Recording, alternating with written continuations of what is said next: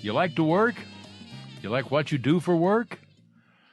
I suspect, I'm just making these numbers up, but my guess would be that there are maybe 5% of the people in this country who are like me. They really like what they do for work.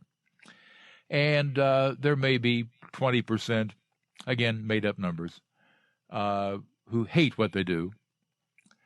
And that would leave the 3/4 of people who would put what they do in the category of, well, it's a living. I'm making a living, and it'll do for now until I can find something better. Well, we're joined now by George Nagle, the author of Miserable at Work, Why You Don't Have to Be. And good evening, George. Good evening, Jim. Thanks for having me on this evening. A lot of people out there are saying, really, I don't have to be? And now, of course, that may have been before the Great Resignation, but for a long time, that would have been the answer. Of course I have to be. It's that or I don't pay the bills. For a lot of people, it was because we were in a little bit of a era where there was a lot of command that could come down from companies, and there wasn't a high of a demand for people because the unemployment rate was really low. But the times certainly have shifted since then. They have. What caused the Great Resignation? I mean, I have bills, okay? As I said, I like what I do. But I couldn't just up and say, well, gee, I've decided I don't like what I do. Guess I'll just sit on my duff on my couch and collect unemployment. I have bills, not extensive bills. I'm not a big spender. But I have a mortgage and car payments, stuff of that nature. And responsibilities. I mean, I have to look after my family. And frankly, I owe my creditors money, and I don't treat that lightly. And I don't understand this notion of, well, I guess I'm just going to quit. Who are these people? Yeah, so when we had that lag that took place with COVID, there was a great deal of uncertainty. And the first thing that we saw within the employment populace, as it were, was the people that were already thinking about retirement and they were kind of close. They just packed up and left, and they had enough at that point. And when that happened, there wasn't an immediate feel for that, just from the standpoint of there was just so much confusion that was going on, and productivity for everybody was down, so things were in short supply. And then when things started to feel a little bit more normal in terms of the demand hitting companies, what you saw was, well, all those people that just decided to stop working for the retirement age, all the people that were still there had to pick up that slack. There wasn't anybody to replace them. Then those people started to feel that additional stress on top of the stress coming from COVID. And you got a cascading effect that took place. And once that hemorrhaging really started, the people who felt that they weren't making enough started jumping jobs basically for a bigger paycheck, leaving anybody that was left behind even more stressed out, and you just kind of get this vicious cycle. Okay, so the people were going to other better jobs. I was going to say that certainly people couldn't be going to savings. Americans are among the worst savers in the world, so it had to be something else. There was quite a bit of the tapping into whatever savings that they had, but you're absolutely right. I think the average checking account has around $400. More than 75% of the U.S. populace lives paycheck to paycheck, and that's only the ones that we actually count. There's a great demographic that's not included in those numbers, which is even worse. But you also did get a little bit of a benefit from the stimulus payments that did help, and the extensions of unemployment. And I don't want to say the ease of applying for unemployment, because those phone lines were jammed. But there certainly was some backflux. And then, Jim, you got to remember, there was essentially a freeze on rent. What, nationwide? Yeah. There was, nobody could be evicted, and that type of stuff. Yep. Well, yeah, nobody that could be certainly evicted, has which led I guess amounts to a freeze on rent. essentially right. Yeah. There are some stats where about half of the people just stopped paying rent, even though they could, because they knew they wouldn't be evicted. Which, by the way, is a great way to assure that nobody will be investing in rental properties, so that in the future you can sit out on the street and freeze to death. But investors who are not doing this for a hobby, you pull that stunt again, and you can forget about rental properties. You either buy or you get a tent and you camp out in a park. I wonder if anybody thought about that. That has actually had a pretty dramatic effect on the folks that were in rental and doing stuff. And you see that there's been quite a few sales that hadn't been there before. Now, the fact of the interest rates on loans being so low for so long, that actually kind of buoyed that a little bit. However, as rates are starting to tick up, there are more rental properties coming on the market. Today, just in the Lansing, Michigan area, there are 242 houses owned by the government that are going to be put out, and I think more than 90% of them are rentals, and the state's just selling them out. How much longer is this going to be a situation where, to quote your book, miserable at work, why you don't have to be? How much longer is that going to be the case where you can pick and choose among various jobs that are out there, assuming that you're qualified for them? Or are things going to gradually return to normal? By that, I mean pre-pandemic. Yeah, the era of the pre-pandemic, we'll get a semblance of it, but it is going to be very hard-pressed to get back to that. Just last week, some rather sizable companies demanded that their staff come back to work, and half of them said no, and they simply didn't show up. And that's going to be an ongoing thing. There's going to be some interesting things that are going to be happening around the labor market and how many people are actually going to be coming back to the office. And getting people back to the office is the kind of the benchmark for how we're going to measure how much we are going to be able to get back to how things were pre-pandemic. We are not anticipating that that's going to be a fast fight. That's going to be drawn out. And when you add things like California today was talking about a new bill that would take the 40-hour work week to a 32-hour work week. Now, I've heard various thoughts regarding the viability of bringing people back to work.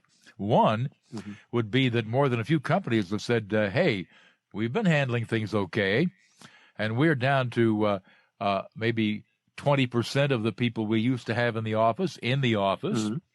And where we rent our space in this big office building, that's expensive. I don't want these people back in here. Good heavens, our overhead on just our rent is way, way down. That's a good thing. Now, the other side of that coin is that a lot of middle managers, I've heard, are not terribly thrilled about trying to manage via Zoom and things of that nature. They're more used to managing by dropping in on cubicles. So I'm not sure which tendency is the one that we should believe here, that it's harder to manage people when they're not in the office, but it's a lot cheaper to have people not in the office. So from the boss's point of view, which takes precedence here? So, Jim, that's a fantastic question. There's a couple of components to it. The first is middle managers or even upper management are used to, because that's what they've done their entire career, dropping in on the cubicle, right? That's just what they're used to. They're still not in an acceptance type of mindset of where things are, and haven't let go of the possibility that they may not be able to do that like they had been able to do before. Now, the companies that have embraced that, and the management, and I don't even want to call them managers, I want to call them leaders that have actually embraced it and found ways to be creative and productive with their teams, they're going to be shining stars especially in the next 2 years. Those companies are going to pull forward because what they are actually seeing is, as you were citing, right, about 20% of the workforce is down, but their overall productivity is 20% more than it had been when it was pre-pandemic. So they're actually getting a lift. And the reason they're getting that lift is the people are more comfortable where they're at. They're a little bit more relaxed. Their ability to process is just not as stressed as necessarily having somebody that can literally drop in on them and breathe over their shoulder. And I don't like to use the word micromanage, but kind of micromanage them. Those days are rapidly disappearing to the point where a lot of places, and I've seen this in a couple of different cities, because you're talking about the office building, where a office building that used to only have one company in it is starting to kind of partition, and it's almost like a co-op where there's several new offices coming in, and there's just different factions, almost like a strip mall model. Isn't it remarkable? You think back, the irony back in the beginning of the pandemic when the bosses said, okay, everybody out, head home. You want to keep working for us? You're going to work from home. And people said, no, I'm not going to work from home. And then they started attending the 9 o'clock meeting in flip-flops and a robe. And now some of the same people who complained about being kicked out of the office are now saying, come back to work? Tell you what, I'll come back Tuesdays and Wednesdays. The rest of the week, I'm home. Mm-hmm. That is ironic. It is, but that's really human nature, isn't it? I mean, we as a species are adverse to change because it has so many unknowns for us. And when you add on top of that the uncertainty that was happening with the virus itself and the health risks and stuff like that, that was just a lot of change that happened really rapidly. But like we always do as a species, we adapt and we make the best of it, even if we do it begrudgingly. All right, more to come with our guest, George Nagle, the author of Miserable at Work, Why You Don't Have to Be. 1-866-50-JIMBO, 1-866-505-4626. Back with more, including some calls in just a moment. A practical how-to guide for intentional fun, delivering creative ideation for innovation. Well, I love that phrase. We'll have that explained to us in a moment, but right now a call from Bill in Pittsburgh. Hello, Bill. Hey, Jimbo. Hi to you and your guest. Hey, I've been listening, but I'm not sure if either one of you guys mentioned the fact that, okay, I'm retired. I retired right before the pandemic, you know. But, yeah, October before the virus hit us. But, okay, what I think is not mentioned hasn't been mentioned is, with the change of the administrations, people aren't going back to work. A lot of people aren't going back to work because they are required to be vaccinated. And they don't want to be vaccinated. Well, that can be a factor in some cases. Thoughts, George Nagle? Yeah, so Bill, I appreciate that comment, and I am originally from Pittsburgh, so I have a kinship there with you. But that is a factor, but Bill, that was more of a factor in the last, call it 4 months. That has really started to wane down. It is still a factor for about 10% of the population that are looking or being forced to go physically back to the office. That doesn't, of course, address the people that still and throughout the entire pandemic had to physically go to work anyhow. It is absolutely a factor. To John in Fort Worth, Texas. Hello. Hey, Jimbo and George. Hey, so my son works for UPS. He's an international sales rep. And when things started getting back to work, I said, hey, when are you going back to work? And he says, I am at work. I said, no, you're at home. He says, yeah, but there's no longer a workplace to go to. They sold the building. But now he can work from anywhere he wants. He's got 4 kids. He can take care of them, do whatever he wants with them. So, I mean, he's got the best of both worlds. All right. Yeah, Sounds like a good thing going there, George. What do you think? Yeah, John, that it really is in that circumstance, and that is where some of the more progressive companies, where they can, are seeing that that's a trend. And John, I would even wager that your son would probably say that he feels better and feels more productive. All right, very good. 1-866-50-JIMBO, 1-866-505-4626. And I love the portion of the subtitle here in which you talk about actually intentional fun at work. Really? Intentional fun? Seriously? I mean, we're not talking whoopee cushions here, are we? Well, that's more dependent on the culture. So it possibly could be, but intentional fun is not this gimmicky stuff where people kind of get that imaging of all the managers making us do this little icebreaker type thing, and it's kind of just forced upon them. Intentional fun is where somebody's putting thought into their staff and their people and finding ways to bring fun into the office. And when we do that, what we're really doing is we're changing literally our brain waves. We operate in what I'm going to call a basic beta type of brainwave most of the time. And that's where we want people, because that's where our expertise is. But sometimes it's really empowering and productive to get out of that. And we go into something called aspiring alpha. That is where our creativity happens. And Jim, I've talked to more people than I can shake a stick at. And when I ask them, hey, where do you get your best ideas? The two words I never get back are at work. And that's because we're not in that more relaxed state. We're not having fun with it. And when we are having fun and we're laughing, we can get to that more easily. And the second part of that title talks about the creative ideation for innovation.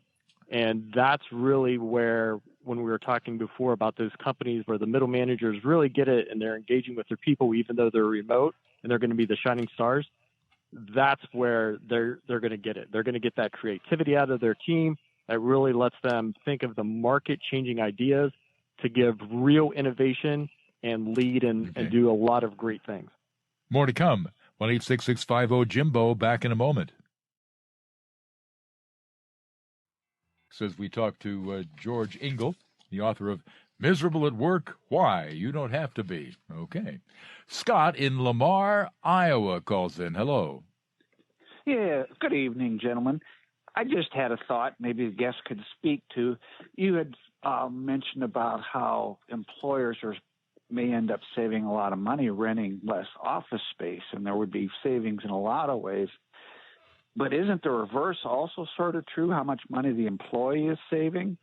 I mean, they're saving on gas, they're saving on wardrobe.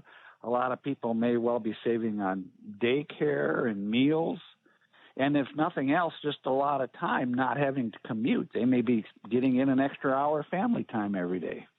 Yeah, there you go. All right, George, what about that? So, Scott, that's absolutely spot on. Well spotted there. So that is where they're getting some of that extra stress relief, right? They have a little bit more money in their pocket.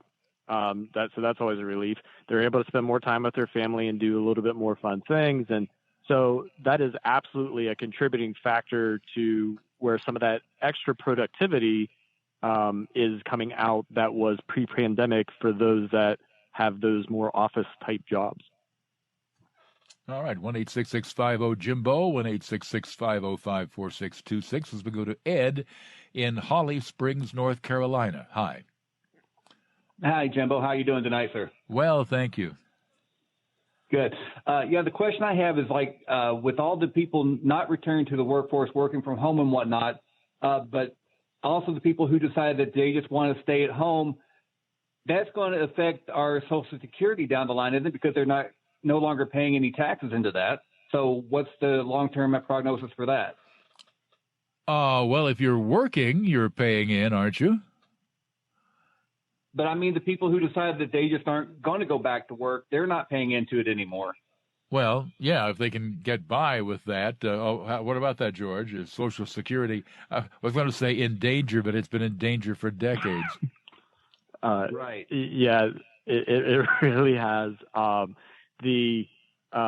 When the stimulus basically stopped, there was an uptick in the number of people that have sought jobs out. So that has kind of returned. I believe the last number I saw, and I haven't looked at it in a good bit. Unemployment is fairly far down. A lot of people have gone back that were going to go back. There are still, and to your point, there are still quite a few that haven't. But I don't know that the long-term effect on Social Security is really going to have a play, given inflation will probably have a greater play to that than the people that didn't return. That's going to drive a lot of people back to work, isn't it? Inflation? Yeah. So there are quite a few companies that are actually banking on that. There was a Reddit column that I happened to see talking about a rather well-known restaurant chain, and a manager for the chain, not the actual company, was making some comments around those points and saying that they wouldn't have to offer as competitive wages because people are going to want to come back and get more hours because they won't have a choice because of all the inflation and the rise in gas prices. Here is Gary in Franklin, Kentucky. Good evening. Jimbo and your guest too. I got a question. I want to get your thoughts on this. Bear with me, and I'll be quick as I can. I'm working, or I was working, but I had 5 days of vacation coming. I put in for 3, and I worked 2 days, and I took 3 days of vacation. Well, the next week I go back. I had 2 more days of vacation, and I called in to see if I could get that in. And plus, I had 40 hours of what they call leave without absence or leave without pay, LWAP. But I called in to see if I could get that in because I was sick for a couple of days. And the lady that I called said that she would get it in for me. Well, my check was a little bit short on a Friday, and I went to work to see if we was working Saturday because if you don't get your hours in during the week, they let you work Saturday for straight time. Well, I get there, and they tell me I have 2 days of no-call, no-show, like I called Monday and Tuesday. But then they got it on the computer where I called and request my stuff. And the lady told me when I called it, she would get it in for me. But then when I go in Friday to see if I could work Saturday, if we was working, and they told me that they had me down for 3 days with no call, no show. And I said, well, I'm here today. So they took that one away and had 2. And someone was supposed to call me Friday evening. Well, no one called. I go to work Monday morning. I clock in, and everybody looks at me like I'm strange. And what am I doing here? And next thing I know, I'm terminated from last Friday, but no one ever called and told me nothing. You're terminated. Interesting. Well, I'm not sure that our guest is in a position to help you, Gary, although I hope you find help. But George? Gary, the best I could tell you is to speak with an employment attorney, because that sounds very odd. And I also am sorry that you were terminated. Yeah, absolutely. Bill, who is listening in Missouri somewhere. Yeah. Hi. Hey, Jimbo. Hello. How you guys doing? We're well, thank you. Thank you very much for having me on. I'm a 35-year trucking veteran. Been in this industry most of my adult life and have seen quite a bit of different changes in the industry as a whole. But throughout the pandemic, since it started, when they started issuing stimulus checks for the pandemic relief fund, we truck drivers made too much money to qualify for those checks. So we didn't get them. And then in the process of all that, because of the scare of the pandemic, we lost a good majority of the workforce that drove truck every day. And there's been talk about recognition in some form for truckers and increasing our wages to help compensate for all of the stuff we haven't got over the years that should have been increasing all along. Mm-hmm. And that's part one of the problem that I have. And part well, two, let's take them part at a time here. What about? I'm not sure that again our guest is in a position to help you, Bill. But go ahead, George. Yeah. Well, so Bill, I have to say thank you for your 35 years. My dad was very heavy in the trucking industry, and I can tell you, I know for a fact nothing happens in this country without the fantastic people behind those wheels moving products all the time. But I don't have a solution for you or an understanding on specifically what's happening within the trucking industry to compensate you and the other truckers as you should be. Yeah. More to come. We'll be back in a moment to talk with our guest, George Nagle, rather. Good evening, Matt. Hello, George. Hello, Jim. How are you doing today? We're well, thank you. Thank you. I told you your call screener, in my opinion, you have the greatest show on talk radio, sir. Thank you. Very kind of you. No, I'm serious. As far as George, I'm glad he has a nice book and all, but at the beginning of your show, he said, excuse me, he said about people not liking their job. Well, my opinion to you, respectfully, is if they don't like their job, they must get another one. Am I right or wrong? Well, of course, that assumes that you're qualified to get another one. In this day and age, getting another one is pretty easy. There have been times when that wasn't so easy to do. I know there have been times, George, in the not-too-distant past, a few years back, when you had all kinds of people out of work, and you had all kinds of help-wanted opportunities in online and in the papers. The problem is the people out of work didn't have the skills for the jobs that were open.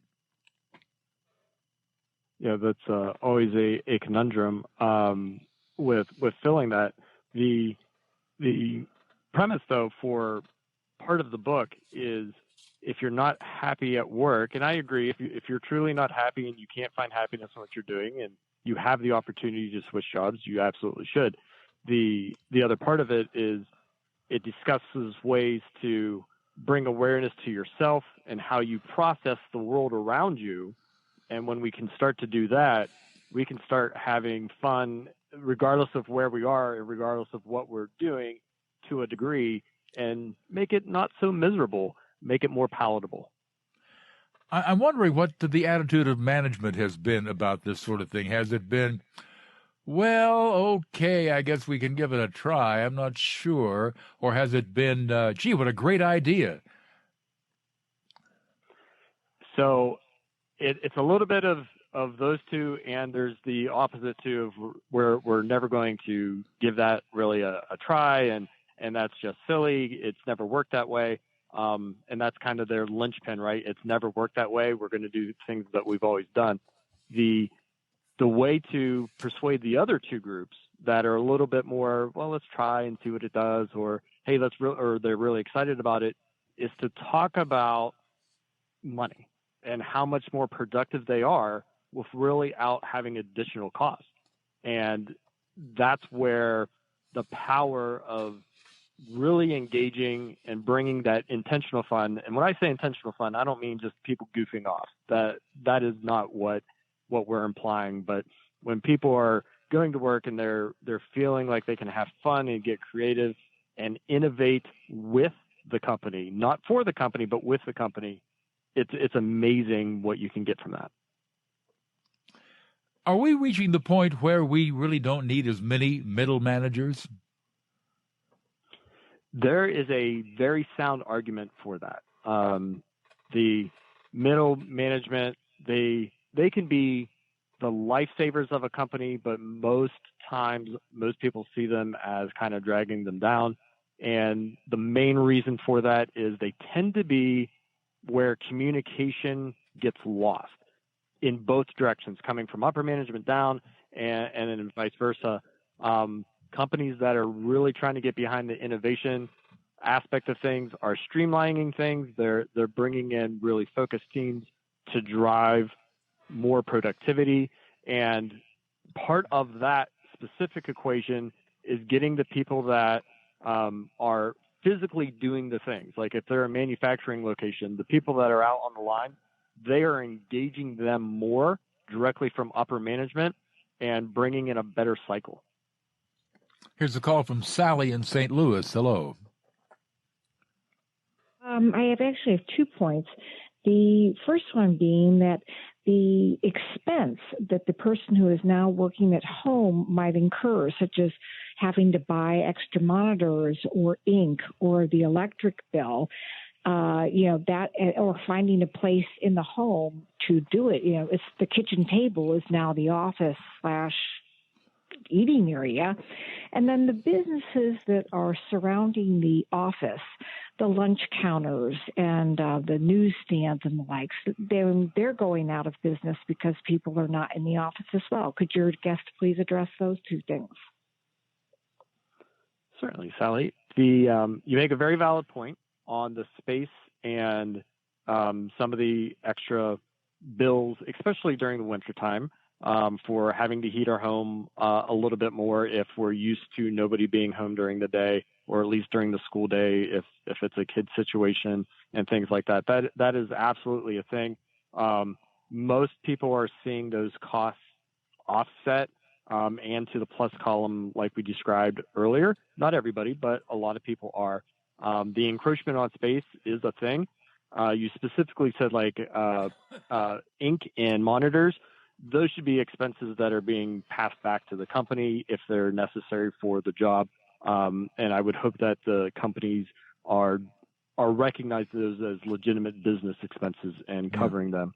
And if they don't, I would think that Uncle Sam would on a tax return. Absolutely. Okay. But I would be expensing those back to the company. And then the second part, Sally, you hit a really fantastic. Well, I'll tell you what, we're coming up on a break here. Let's take that break and come back with Sally's second point in just a moment. Sally in St. Louis had called in with a couple of points, and George, you were going to answer the second point. Yeah, so she made a fantastic point around the restaurants and even the hotels that are located in proximity to a lot of offices.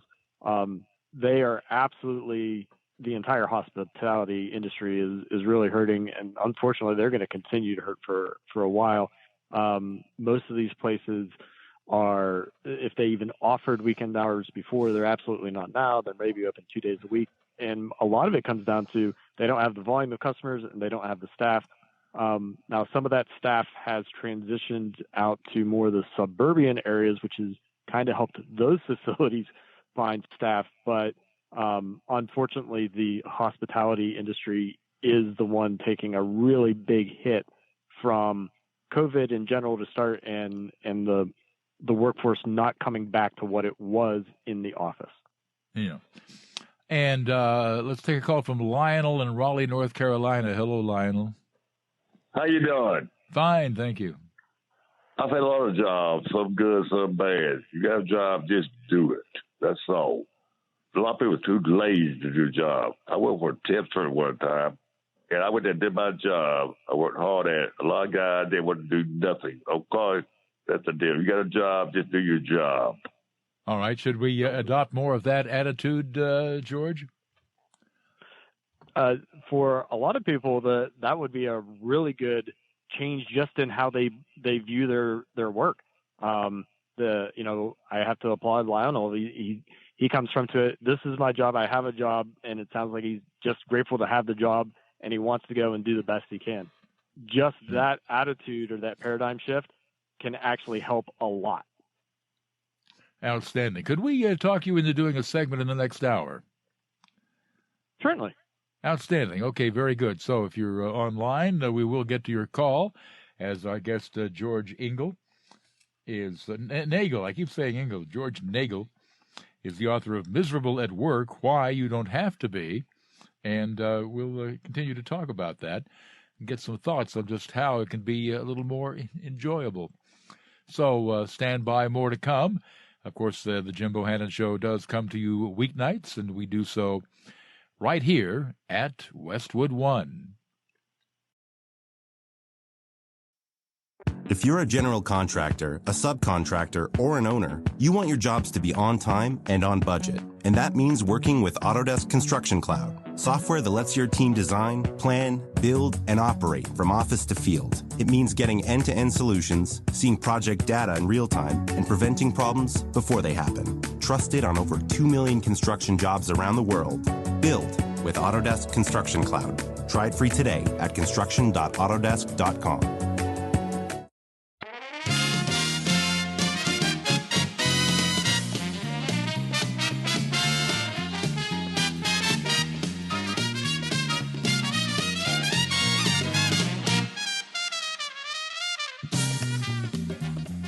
Hi there, and good evening, and welcome to the Jim Bohannon Show from Westwood One Radio.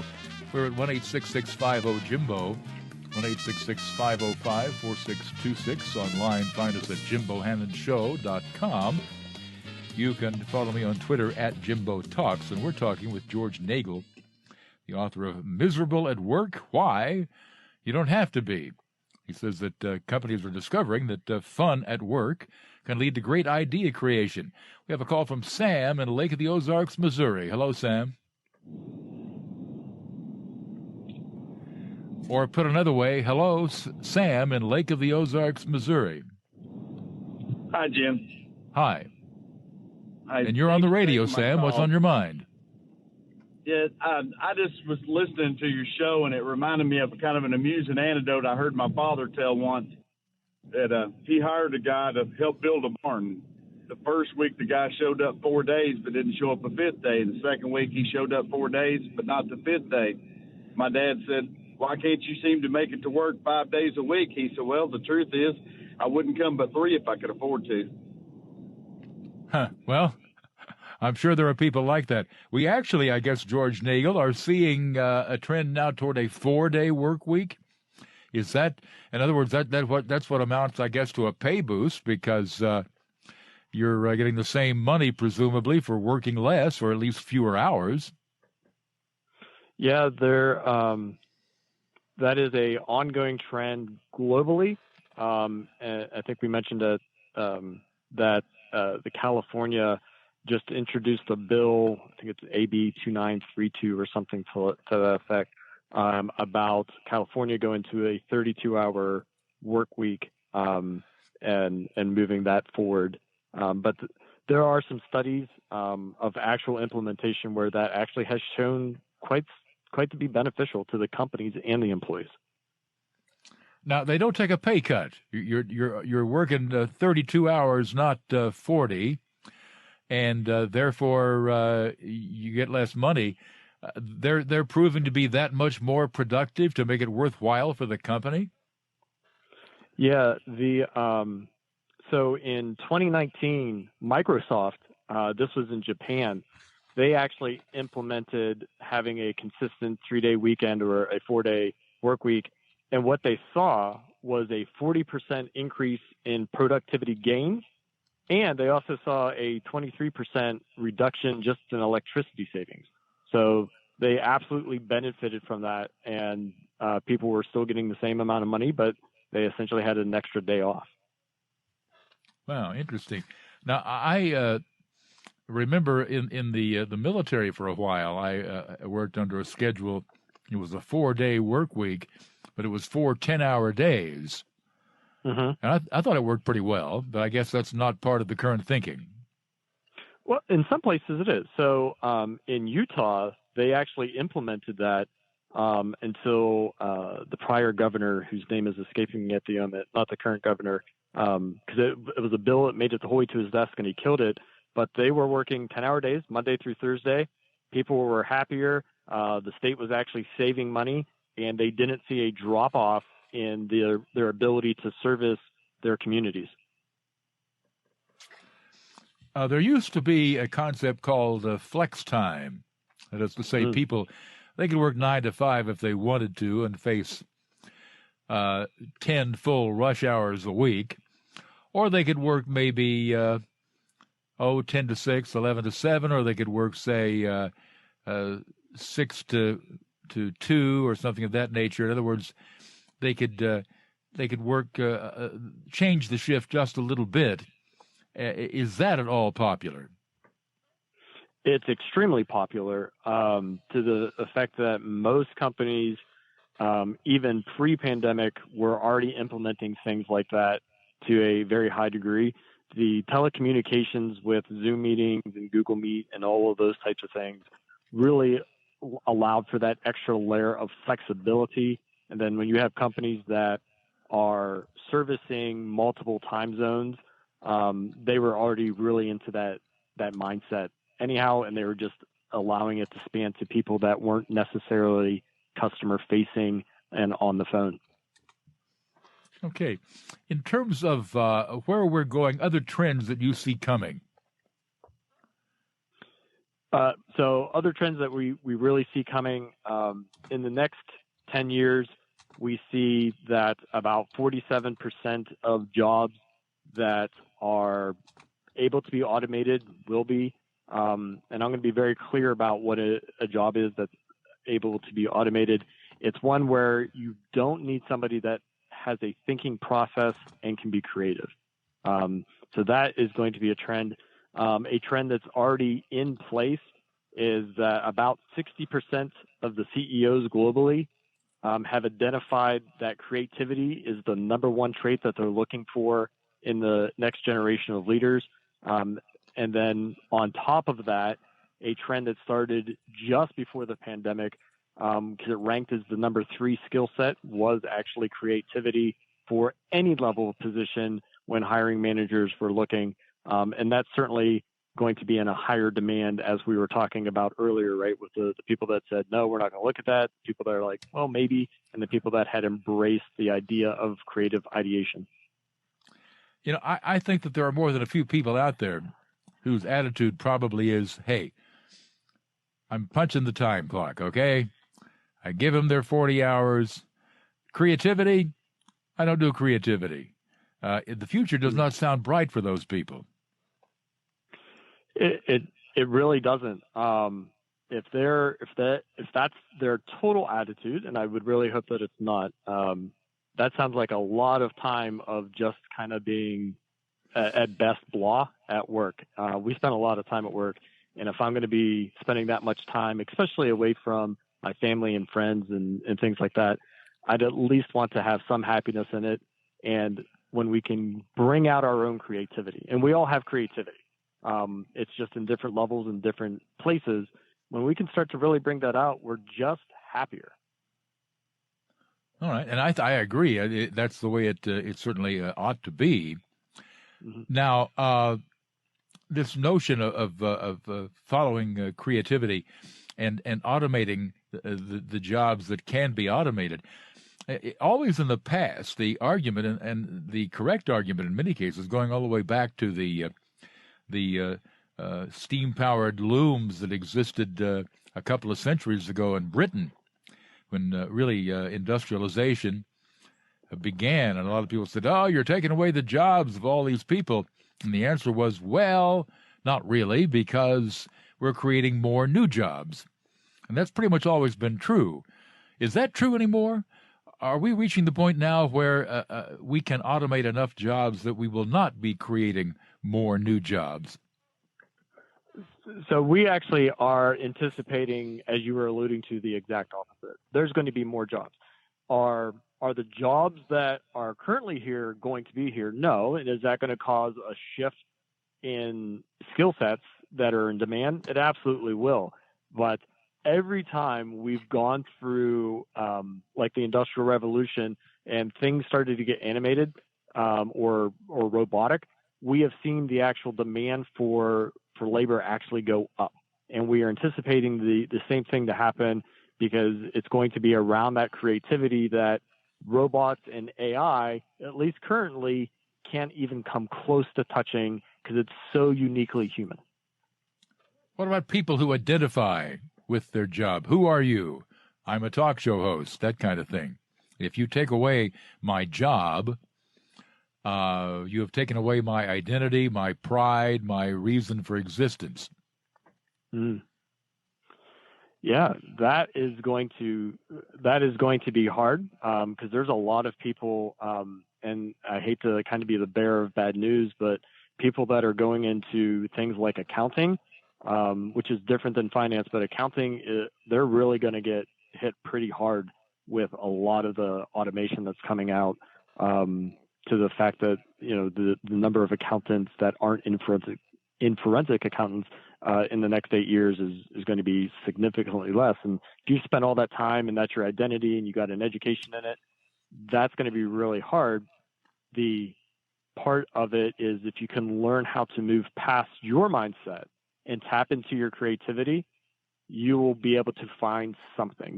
There's always that ability of rising above a negative, of losing that job and spinning it a different way and just really tapping into some tools like we talk at the Ideation Emporium of Creativity about, and driving yourself to that next level.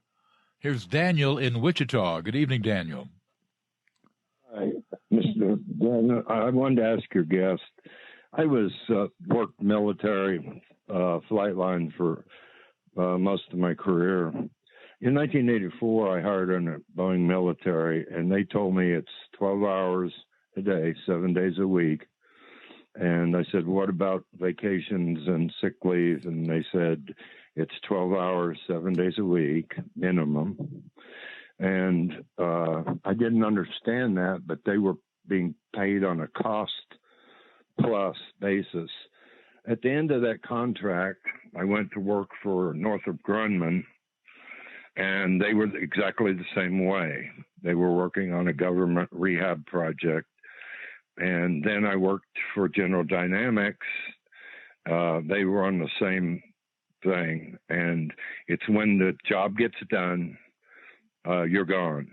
But they expect you to work 12 hours a day, 7 days a week for these projects. And they would call it the money bags are open.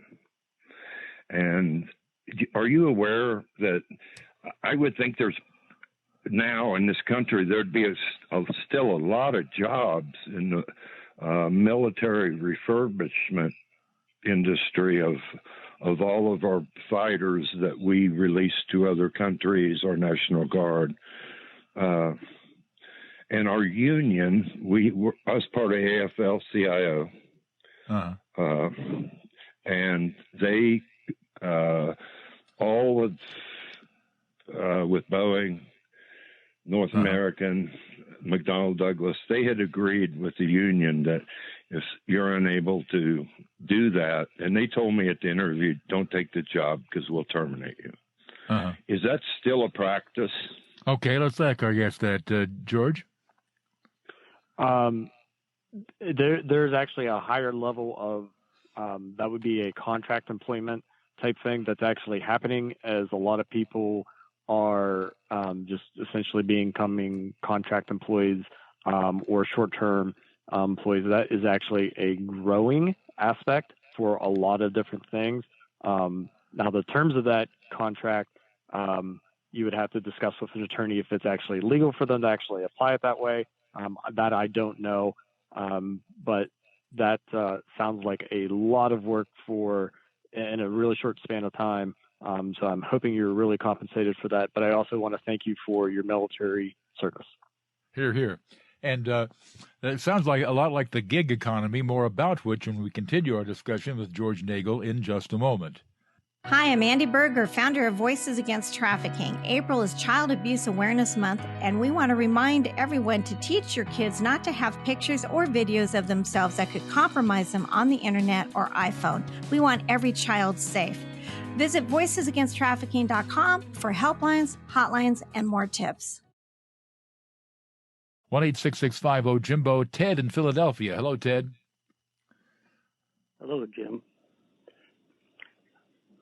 The talk is seemingly the precarious jobs that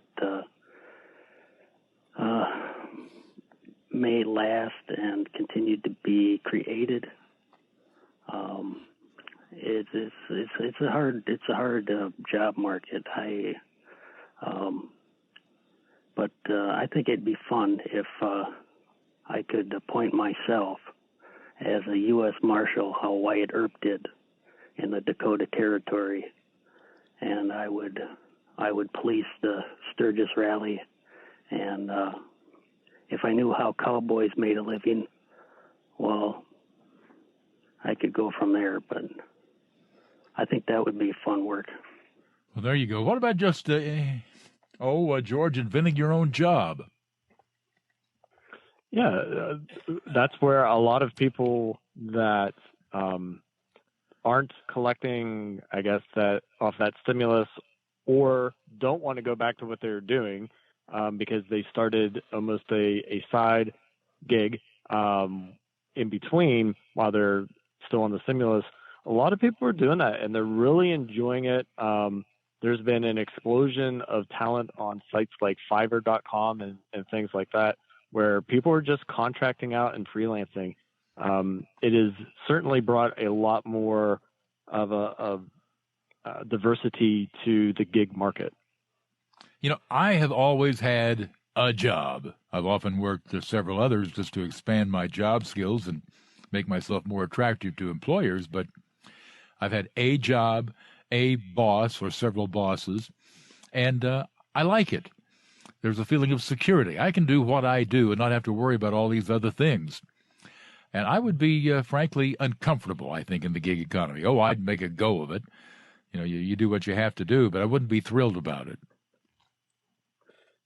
Yeah, there's so about 85% of the populace, given a choice between the freedom and the pressure of making their own income versus the security of working with somebody, for somebody, and having a boss, they will default to that. The other portion of the population wants to be self-employed and give a go at it. The trouble for some of the gig people is that when they start to get into what they're doing and the gig ends, they're not great at finding the next one, and they're waiting for it to come back or for somebody to come to them. And that's not how self-employment works. You're constantly out there searching and recruiting to do that, and they just get trapped into that loop. And then they tend to usually go back to a job that is more transient in nature. Like a lot of people that go out to Hollywood, right? And they want to become an actor. Well, we're coming up on a break here that doesn't move, so we'll come back with more in just a moment. With our guest, George Nagle, the author of Miserable at Work, Why You Don't Have to Be. Hello, Sarah. I wanted to quote you, and I'll try to make this quick, from a great book called Harvest of Rage by Joel Dyer. He is addressing the farm crisis, but the same arguments were made about, our farmers are so efficient that we need less farmers, and, Okay, so he says, futurists have predicted that in another 20 years, technology will make it possible for 60% of the world's population to fulfill 100% of the world's needs. These same visionaries have predicted that as a result, work weeks will be shortened to 3 days, and people will use their newfound time to improve themselves and the world around them. The author then says, I can't imagine that world these intellectuals are living in. It certainly isn't our world. It sounds like an episode of Star Trek. History tells us that if 60% of the world can produce all of the needed goods, then 40% of the world will be left to starve. He then goes on to give America as an example, where people are losing the farms because the cost of production is not covered by the price of their goods, received for their goods. But meanwhile, Haiti, which is a stone's throw away, people are dying of malnutrition and easily curable diseases. So anyway, I just thought that was a pertinent quote for this time. Thank you. Interesting. Thank you very much, Sarah. Is that the wave of the future, George? It is if things stay as status quo. We know that at this point we could produce enough food to feed the entire globe without issue. We absolutely could do that. We don't because of where money lies, and then it gets really political really fast on a lot of that type of thing. Well, obviously, we're not going to let people just go out and starve. So clearly the notion of a good day's pay for a good day's work is going to have to go by the wayside. And then how do we determine who has to work or gets to work and who gets a free ride? That is the conundrum of what the future is going to look like. And it's coming. There have been quite a few different individuals that talk about that there may have to be a universal minimum wage or minimum payment that goes to everybody just to be able to do that if the AI revolution happens and it doesn't actually create more jobs. Though history has shown when we have a technology leap, it tends to create new jobs in the areas we had never thought of. Yeah, at least for those who are qualified. Are we as a society qualified? There will be a lag. There will absolutely be a lag in that. Though for a society for the U.S., our population actually it's not necessarily decreasing, but it's not going to be able to sustain our older generation in its current state. So that change might actually be of benefit. And if people can stay up with technology and AI, we can get there. But there's certainly going to be a lag of underskilled individuals without jobs. Is it going to be a case of people condemned to work or people being allowed to work? I mean, or are we going to start paying people for their hobbies? I honestly don't have a good feel for where that's going to go. If the pandemic was any indication of anything, the people with the hobbies and things like that may actually start making more, and that's where some of that gig work really comes into play to drive that. But I don't have an insight into that because the trending is just too new to really make a prediction where that's going to go. All right, from what I've well. Interesting stuff, George, and thank you for sharing with us. Good to have you with us tonight. Thank you very much. No, thank you. George Nagle, the author of Miserable at Work, Why You Don't Have to Be, a practical how-to guide for intentional fun, delivering creative ideation for innovation. What a concept. Maybe more and more employers will decide to take a look at that particular notion. And you can be creative at work, maybe even have fun doing it. Who knows? More to come on the Jim Bohannon Show, 1-866-50-JIMBO, 1-866-505-4626. Back in a moment.